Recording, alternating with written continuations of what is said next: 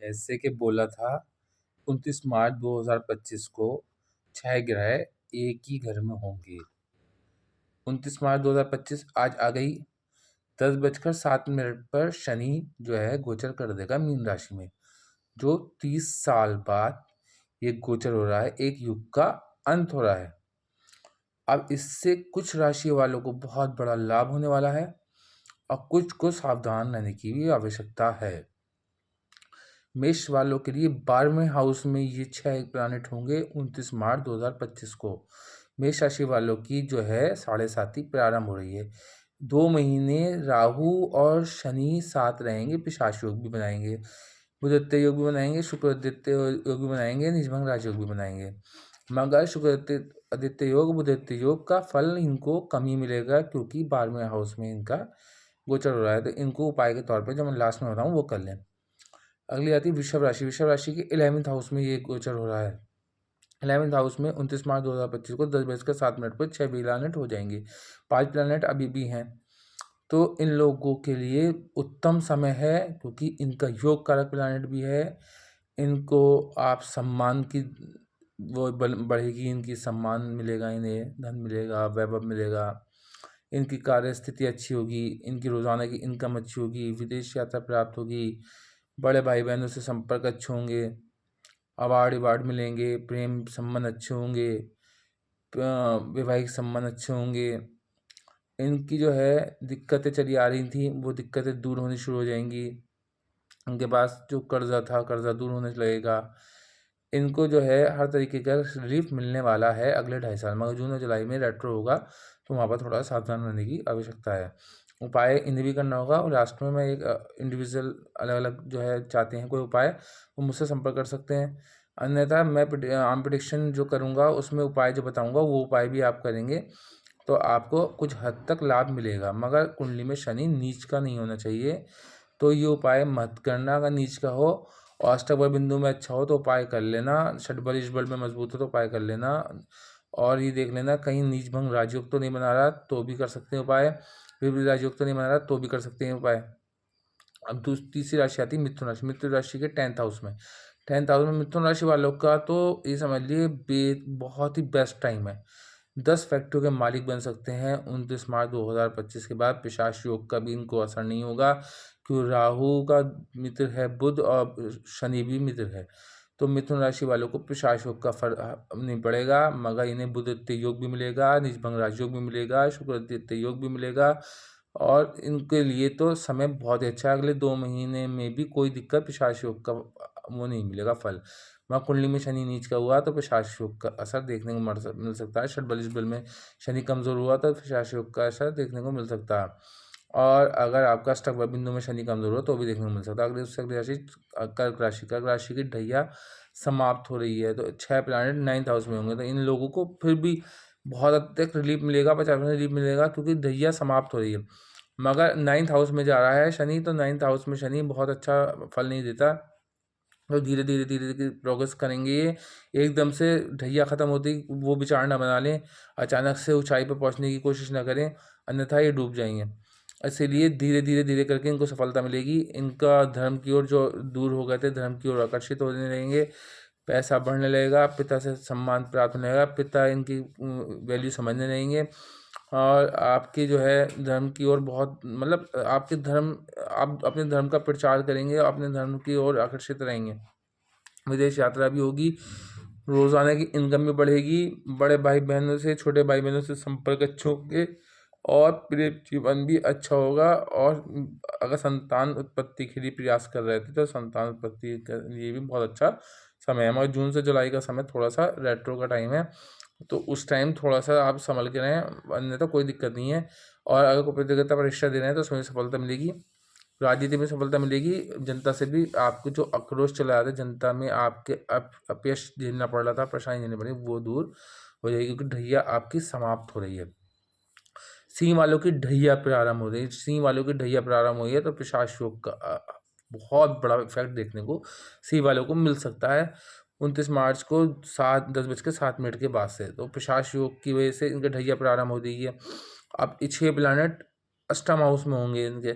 जब अष्टम हाउस में 6 प्लैनेट होंगे अगर इनकी कुंडली में तात्कालिक मित्रता है मीन राशि से, गुरु की और शनि की मित्रता है, तो यहाँ पर सिंह राशि वालों को फिर भी दिक्कत नहीं होने की। अष्टक बिंदु मजबूत है गुरु का या शनि का, तो भी यहाँ पर फिर ढैया का भी इतना प्रकोप देखने को नहीं मिलेगा। गुरु अच्छा है तो गुरु की ब्लेसिंग भी साथ चलती रहेगी, इस वजह से इन्हें फिर भी बचाव हो सकता है। मगर कुंडली में अगर शनि कमज़ोर हुआ, शनि की डिग्री वाइज कम हुआ, शनि का जो है षड बल इष्ट बल कमज़ोर हुआ, शनि का अष्टक बल बिंदु कमज़ोर हुआ, तो ढैया रुला देगी। उसके लिए उपाय मैं लास्ट में बताऊंगा। मैं एक प्रकार का छल्ला तैयार करता हूँ जो आपकी शनि की 7.5 हो, ढैया हो, अष्टम ढैया हो, चौथी ढैया हो, कंटक शनि हो, पनौती हो, कुछ भी हो, उसमें आपको रिलीफ प्राप्त होगा ही होगा।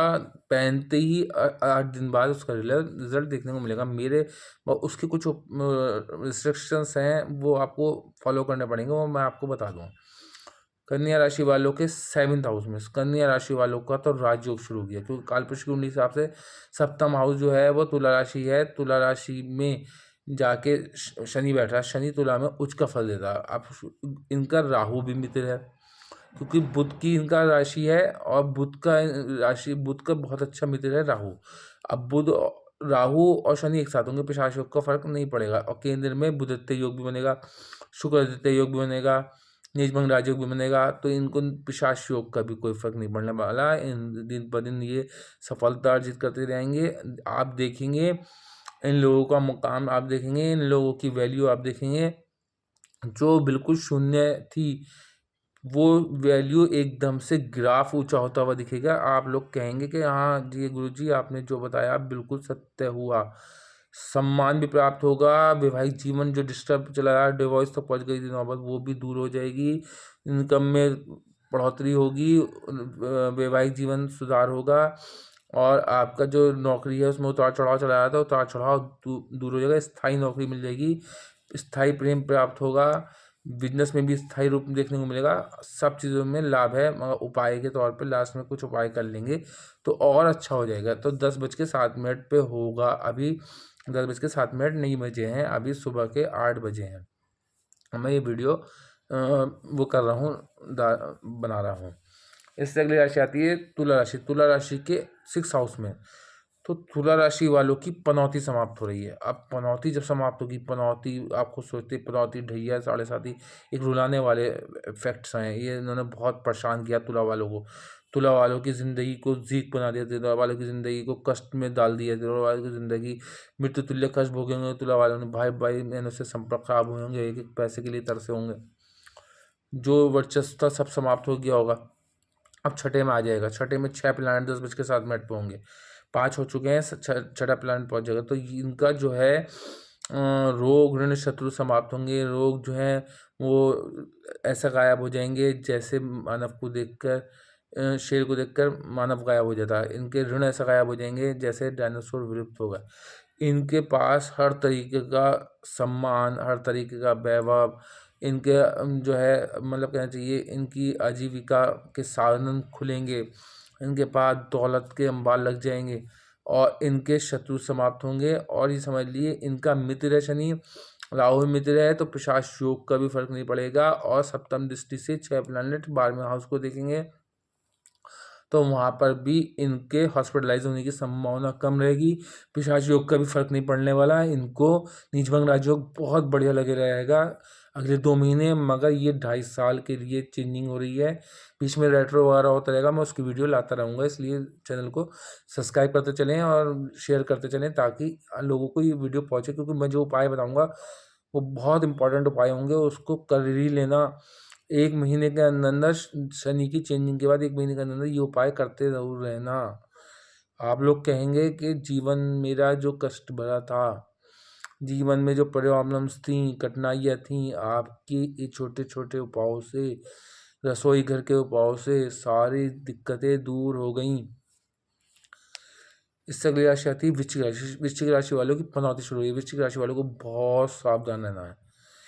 प्रेम में धोखे मिलेंगे, संतान उत्पत्ति में विलंब रहेगा, कष्ट रहेंगे, क्योंकि वृश्चिक राशि वालों का मित्र भी नहीं है शनि।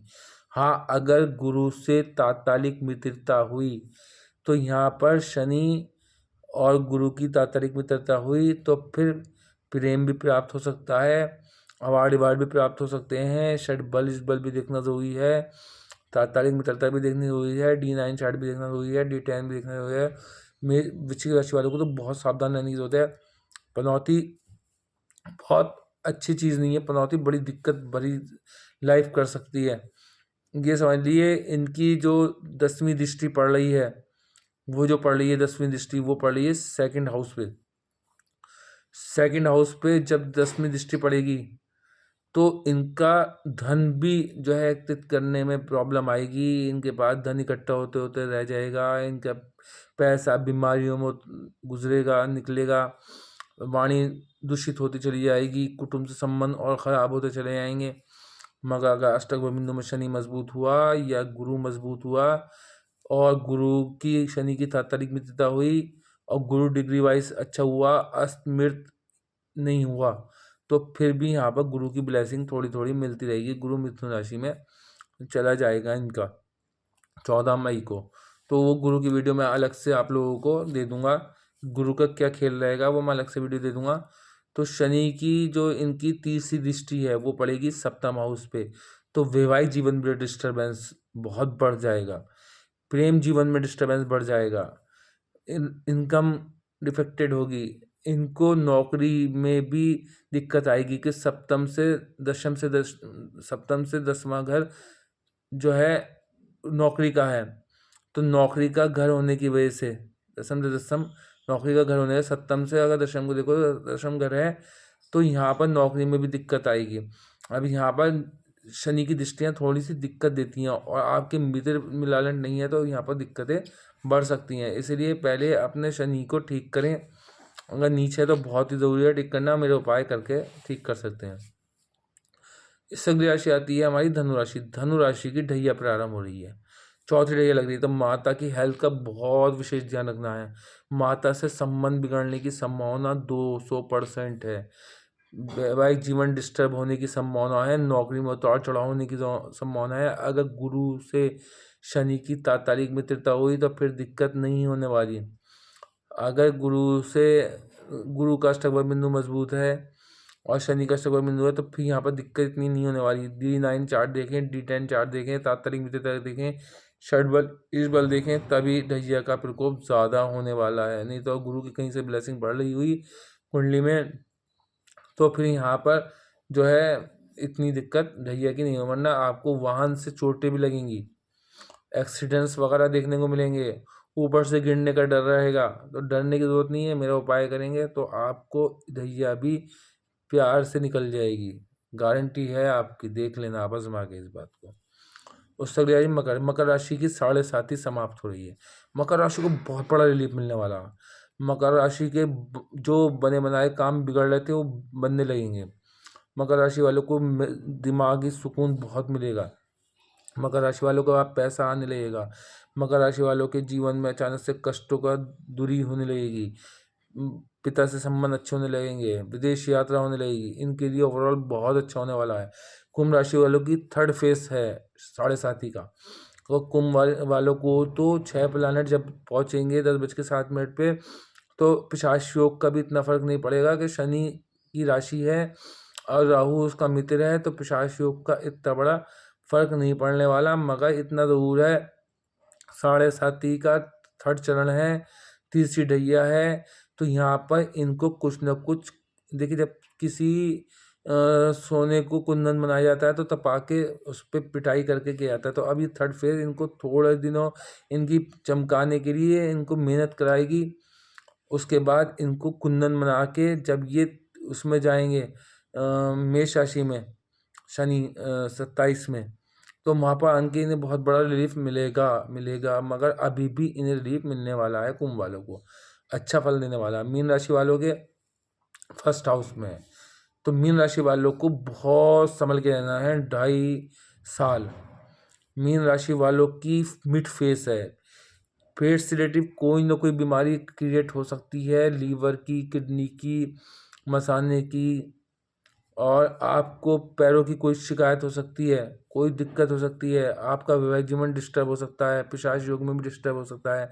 हाँ, अगर शनि और गुरु की तात्कालिक मित्रता हुई या गुरु अष्टक बंधु में मजबूत हुआ और शनि मजबूत अवस्था में हुआ तो फिर 7.5 का मिड फेज भी आप इजीली गुजार लेंगे। अब उपाय के तौर पे मैं बता दूं, एक तो मैं विशेष प्रकार का छल्ला प्राप्त कर सकते हैं मुझसे, उसके बाद आपको 8 दिन बाद रिलीफ मिलना शुरू हो जाएगा। कितना ही 7.5 ढैया पनौती कंटक शनि या शनि नीच ये व्यक्ति को आकाश से धरती पे गिरा देते हैं, बिजनेस टाइकून को भी जमीन पर लाद खड़ा कर देते हैं, वैवाहिक जीवन डाइवोर्स तक पहुंचा देते हैं और व्यक्ति एक एक पैसे के लिए तरस जाता है, बीमारियों में गिर जाता है, बीमारी में उसका पैसा खर्च होता है, कर्जे में बन जाता है, उसकी रातों की नींद खराब हो जाती है। उपाय के तौर पे मैं छल्ला तो प्राप्त करेंगे, साथ में असहाय पीड़ित व्यक्तियों की हेल्प करेंगे। आपको दूसरा काम ये करना है कि स्ट्रीट डॉग को फीड कराते रहना है, अपने घर के कुत्ते को नहीं, स्ट्रीट डॉग को फीड कराते रहना है। आपको ध्यान रखना है, हर शनिवार अपने ऊपर से कोशिश करें तो उड़द और सरसों का तेल उतार के दान देते रहें।